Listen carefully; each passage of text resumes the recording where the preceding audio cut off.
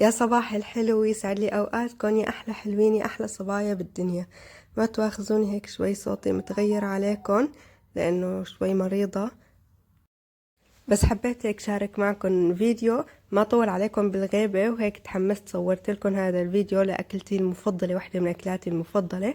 بس هيك بدينا صباحنا بالحلو والقهوة، بعدين رح نبدأ مباشرة بالتحضير للغدا. مشان نساوي سوا الغدا. فمين بلش هلا بالفيديو؟ لا تنسوا تحطوا لي لايك وشير، تتركوا لي تعليقاتكم الحلوة. طبعا هذا الغدا كمان هي أكلة زوجي المفضلة اللي بحبها، هي يبرق السلق. فهون جبنا السلق، طبعا هون السلق الإماراتي بيجي صغير، بس هذا السلق بيجي خصوصي سلق لبناني، بتكون هيك ورقته كبيرة مشان نقدر نلفها يبرق. فمثل ما شايفين هون عم اقطع الزنود ما رح نكبها، رح نستفاد فيها ونعمل منها اما شوربة سلق وعدس، كنت وقتها عم فكر، او اقليها بزيت الزيتون، بس طبعا انا بحب شوربة السلق والبطاطا والعدس اكتر.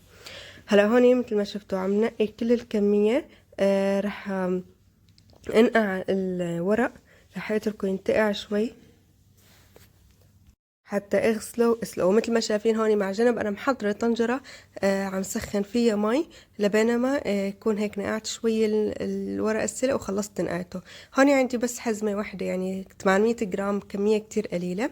وهلأ مثل ما قلت لكم لاني بدي اعمل شوربة سلق وبطاطا وعدس، فعم قطع الاوراق، هالاوراق اللي ما بتزبط وراء او الزنود القاسية، وهي عم قطعها مثل ما شايفين، وراح كمان رح اسلقها. عن جد من كل أنواع اليبرق، يبرق السلق جدا جدا مميز، وطعمته جدا طيبة، بتحسوا فيها حموضة عالية أكتر من أنواع اليبرق التانية. اليبرق يعني أنا بقصد مثلا ورق الملفوف أو ورق العنب. بتحسوا ورق السلق عن جد له نكهة كتير مميزة، بس هو نوعا ما بتحسوه متعب بلفه أكتر من باقي أنواع الورق. يعني بحس أنا ورق العنب أسرع شي بقدر لفه، يعني كتير سريعة أنا وعم لفه، وبعدها ورق الملفوف، وهذا اخر شي ورق السلق كتير بطول بلفه. بس مع هيك اكتر شي بستمتع باكله. ويا ويلي ما اصعب لفه وما اسهل سفه، يعني هذا بينطبق على هاي ورق السلق اكتر بكتير. يعني بتلفوه بتاخد وقت طويل، بس بالاكل كتير كتير خفيفة، يعني ما بتحسوا حالكم تاكلوا اول قطعة تاني قطعة وبتخلصوا طنجرة كاملة وانتم مو حاسين. هلا هون مثل ما شايفين غسلت الورقة منيح من التراب وبدي اغسله، وكانت المي عندي سخنت. هلا مثل ما انكم شايفين ما رح نطول بالمي السخنة، يا دوب هيك غطى قومة، يعني اقل من دقيقتين. ما بيصير عندي الورق يهتري على الاخير، لانه اذا اهترى على الاخير رح يصير يمزق بين ايديكم وانتو عم بتلفوه، ما بيمشي الحال. هيك مثل ما شايفين يا دوب هيك شوي حسيت تبدل لونه شوي طري معي، رح اشيله من المي. رح اتابع كل الكمية اعملها، ما اخذت معي وقت طويل بالسلق، لان مثل ما قلت لكم يا دوب تحطوه غطى قومة. طبعا وانا بهذا الوقت كنت ناقعة الزنود مشان كمان بدي اغسلها واسلقها بعد ما اخلص من ورق الملفوف الكبير. هون مثل ما شايفين عم حاول فرفدهم، عم حاول ما خليهم فوق بعض، لان اذا خليتهم فوق بعض بيكملوا استواء وبتصير عندي طرية زيادة، فما بدي اياها عندي تنهرى زيادة. ما بدي اياها الورقة ما تعود صالحة اني لفها. بدي احاول انه بقدر الامكان اتعامل مع ورق الملفوف بحذر، عفوا مع ورق السلق بحذر. هيك بتكون خلصت عندي الكمية كلياتها. هلا انا هوني كمان كنت غاسلة الزنود منيح ومنظفتها.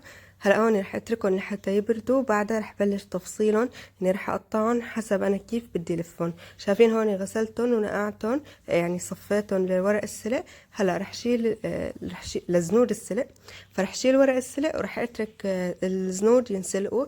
ما بياخدوا، هي الكمية كتير قليلة، ما اخدت معي حوالي 5 دقايق لانسلقت.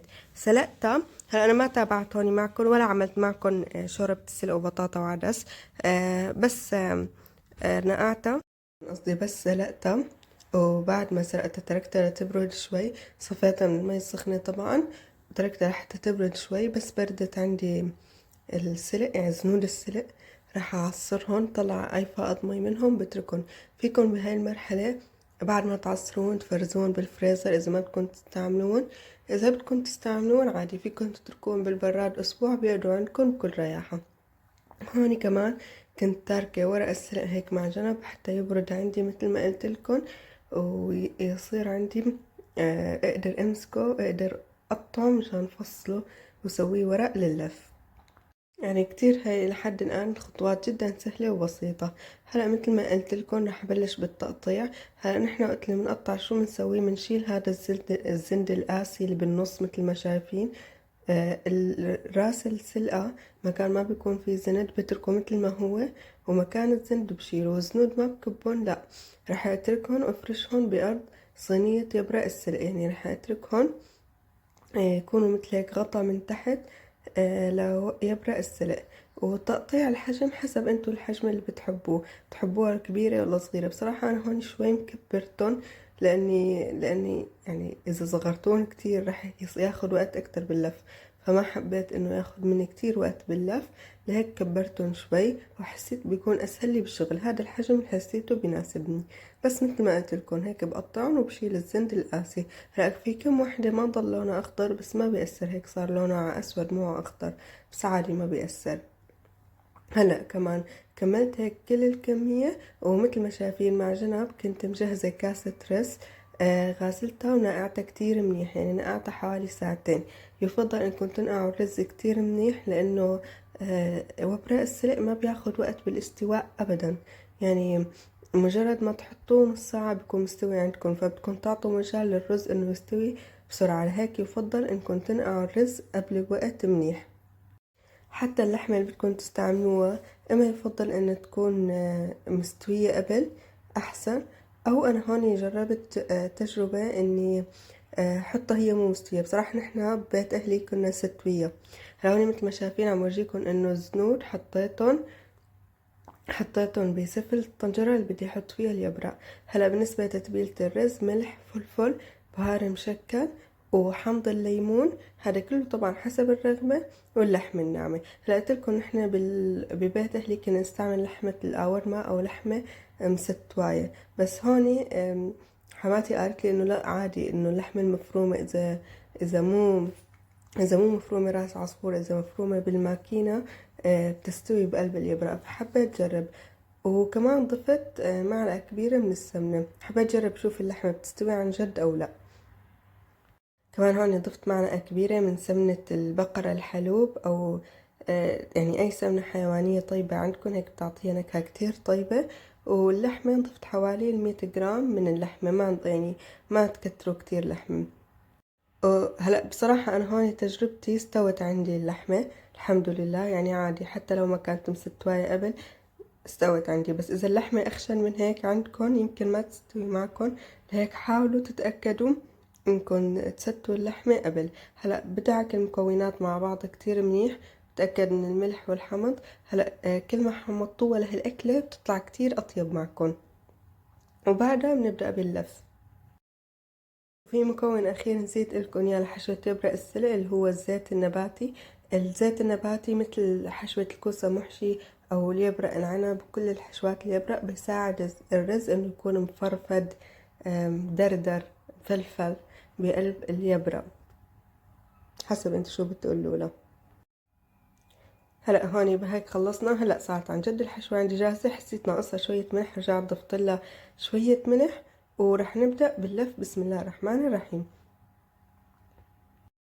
بس هوني قبل ما نبدأ باللف، أنا كتير بحب البطاطا بسفل يبرق السل، هيك حطيت بطاطاية. عن جد هاي البطاطاية بتغب كل شي حمض من يبرق السلق، بتكون طعمتها غير شكل. هلا بنبلش اللف. لفة جدا بسيط، بس أهم شي ما تكتروا حشوة فيها، لأن إذا كترتوا حشوة بتفرط عندكم الإبر أو بيطلع عندكم مرزرز. وبسكرها من الجناب وبحطها مثل ما انكم شايفين. رح اتابع كل الكمية بهاي الطريقة كتير سهلة. فيكن انتو تستغنوا عن البطاطا بسفل اليبرق السلق، بس عن جد جربوها كتير كتير بتطلع معكم طيبة، ورح تحبوا طعمة هاي البطاطا كتير. هلا رح نتابع كل هالكمية وبرجع لكم ان شاء الله بعد ما نخلص لف كل يبرق السلق. عن جد سامحوني على صوتي اليوم، حاسة انه غريب عم سجل هيك صوتي، بس عن جد حابة يعني حابة ارجع لكم بالفيديو. كتير متحمسة اشارككم فيديوهات. مشان هيك اذا عجبكم الفيديو لحد الان لا تنسوني من اللايك والاشتراك، وتتركوا لي تعليقات حلوة مثلكم، وتشاركوا الفيديو مع اصدقائكم. هوني بعد ما خلصت لف كل يبرق السلق مثل ما شايفين، حطيت عندي 3 اسنان توم. بس كأني نسيانة كان اصور. وبس رح اتبلها هيك بملح وفلفل. هلا الحشوة زادت عندي، حاتركها في الرزة، فيني استعملها نفسها ليبرق العنب.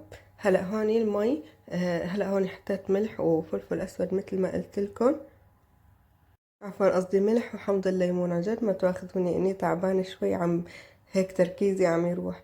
فملح وحمض الليمون، وهي الثوم مثل ما قلت لكم. حطيت هوني 3 حبات ثوم. كمية الثوم حسب الرغبة، انتوا بتحبوا طعمتها او لا.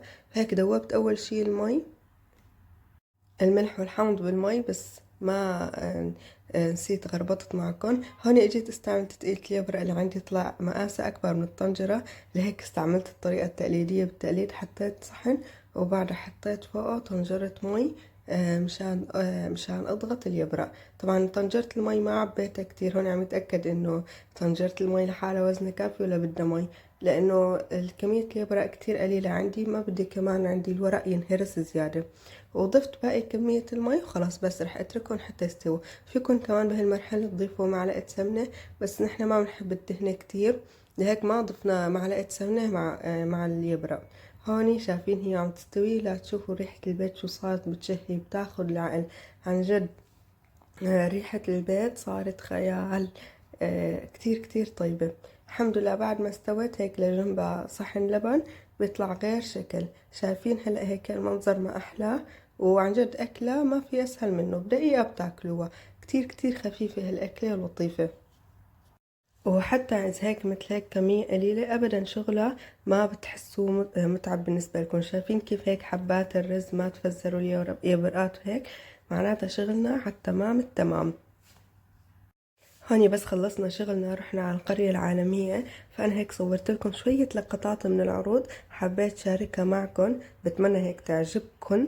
هيك حبيت غير لكم شوية جو، ورجعت لكم بطبخة كاملة ومشوار برا البيت، يعني روتين كامل حرفيا. طبعا وصلنا هيك قريب المغرب لبعد ما اكلنا وتغدينا وكل شي، فهيك صورت لكم قلت لكم شوية لقطات مميزة. ما قدرت صوركم كتير بقلب القرية لانه كان اخر اسبوع والدنيا كتير عجقة، فما قدرت صور كتير شغلات، بس صورت الشغلات المميزة والعروض المميزة. فغالبا انا هون رح اوقف حكي حتى تشوفوا العروض بدون حكي تستمتعوا فيها. لهون انا بقولكم بحبكم كتير، استمتعت كتير انا عم سوي هالفيديو، بتمنى انه يعجبكم يعجبكم. اذا عجبكم لا تنسوني من اللايك والاشتراك. سلام.